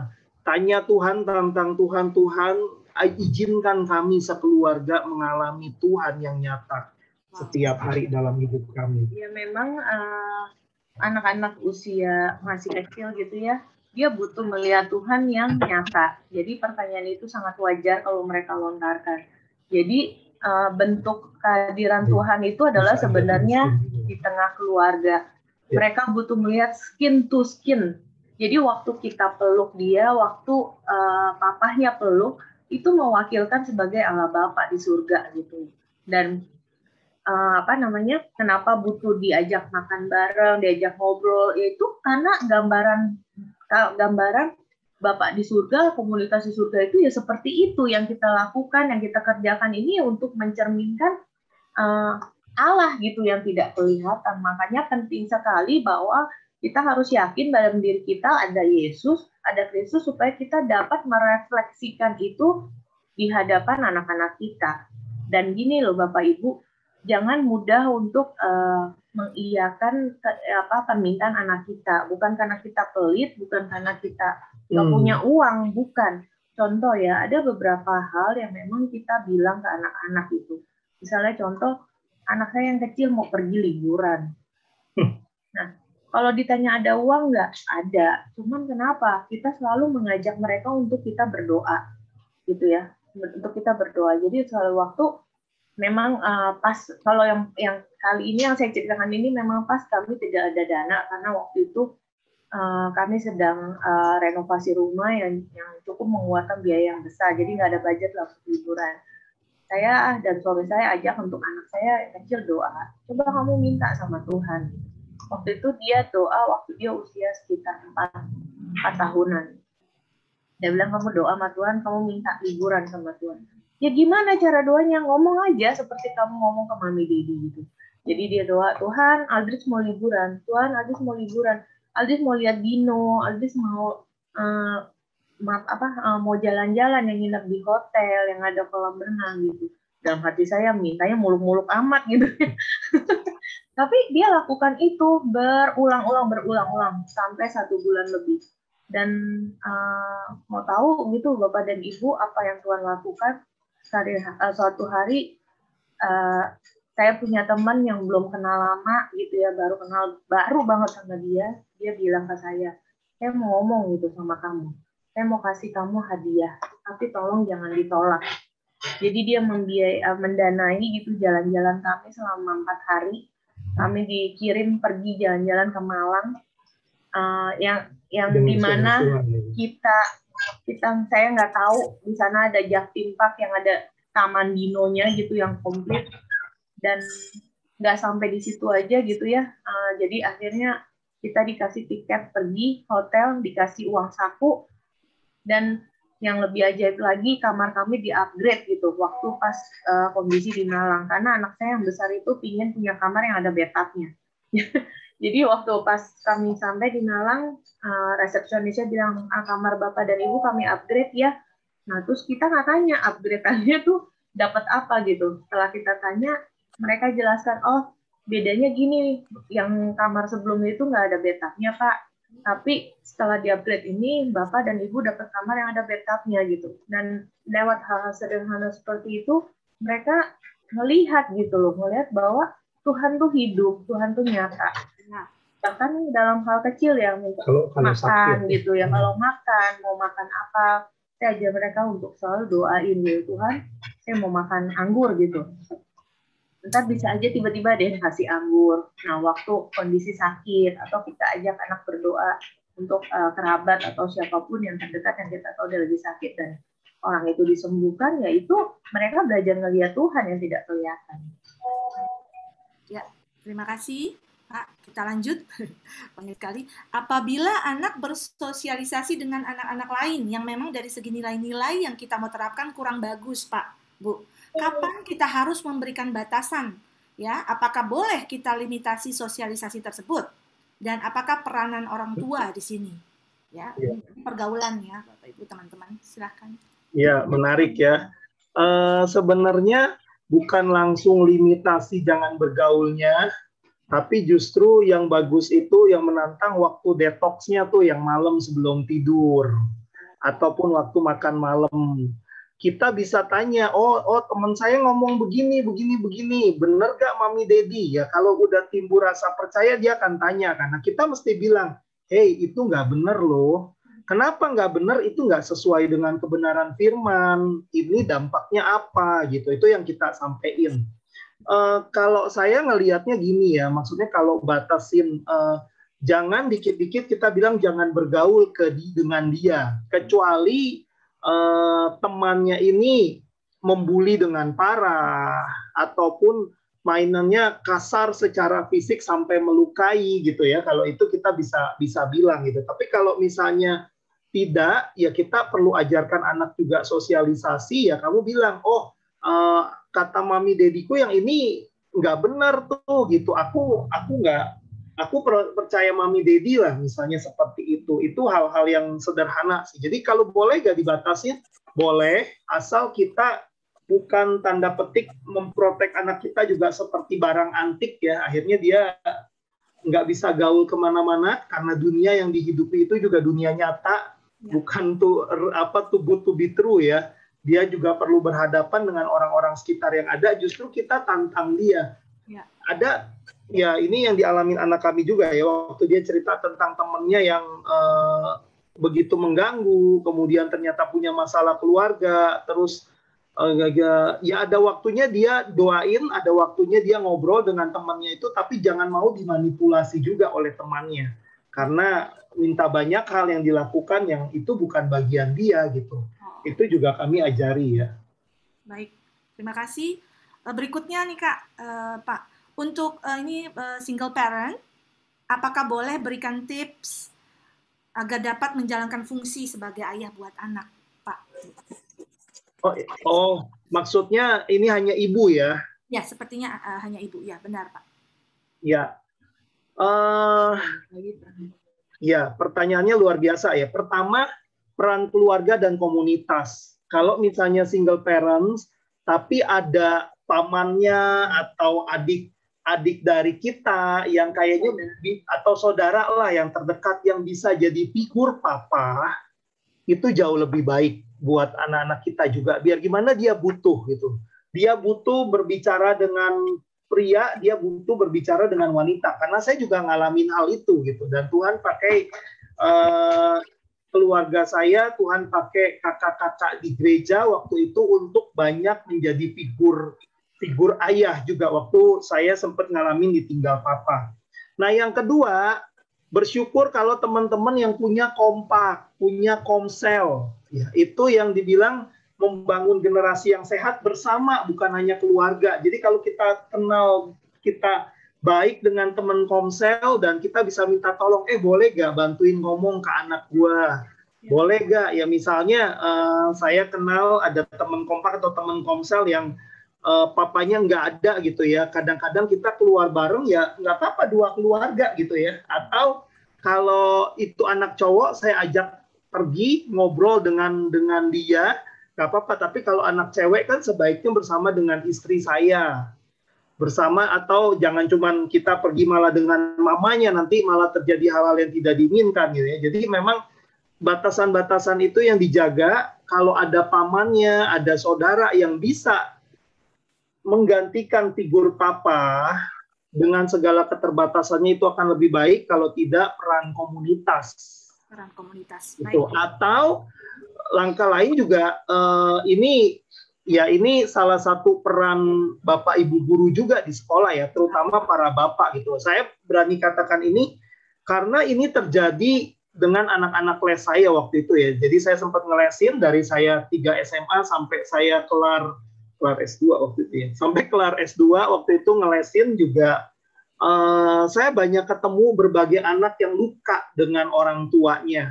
Dan itu jadi ajang buat saya bisa jadi berkat ya, secara nggak langsung saya jadi kakak, saya memainkan peran tanda petik peran ayah dengan segala keterbatasannya ya, kalau dia cerita banyak hal.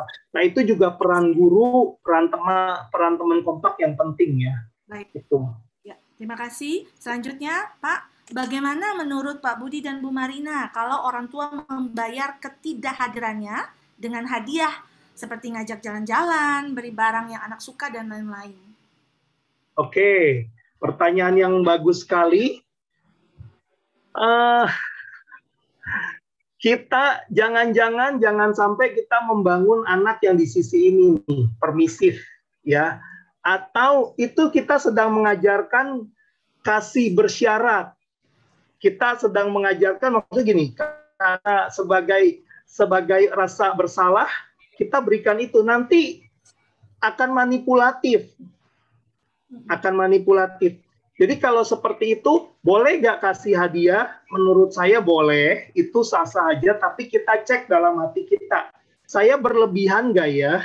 Jangan sampai saya memberi hadiah karena rasa bersalah saya yang tidak mendampingi dalam pertumbuhan kembang anak, dan itu tidak tergantikan. Saya banyak ketemu keluarga-keluarga yang punya pola pikir salah, orang tuanya kerja keras demi liburan 1-2 minggu yang luar biasa ke luar negeri. Gitu. Dan saya dengar sendiri waktu itu, ya saya hampir nangis ya waktu dengar hal itu. Jadi kami lagi jalan-jalan ke Eco Park, tahu-tahu ada mobil baji datang, tek-tek gitu ya.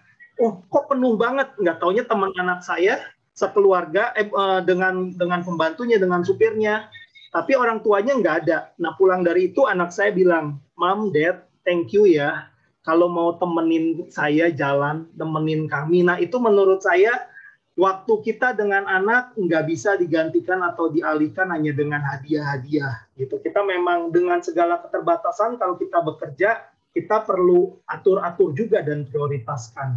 Ya. Gitu. Baik. Terima kasih banyak kepada Pak Budianto dan Ibu Marina. Bapak Ibu orang tua, kami tutup ya sesi tanya jawab. Kami mohon maaf bagi Bapak Ibu untuk pertanyaannya yang belum dibahas. Jangan khawatir, akan ada sesi-sesi selanjutnya yang kita akan bahas, Bapak Ibu.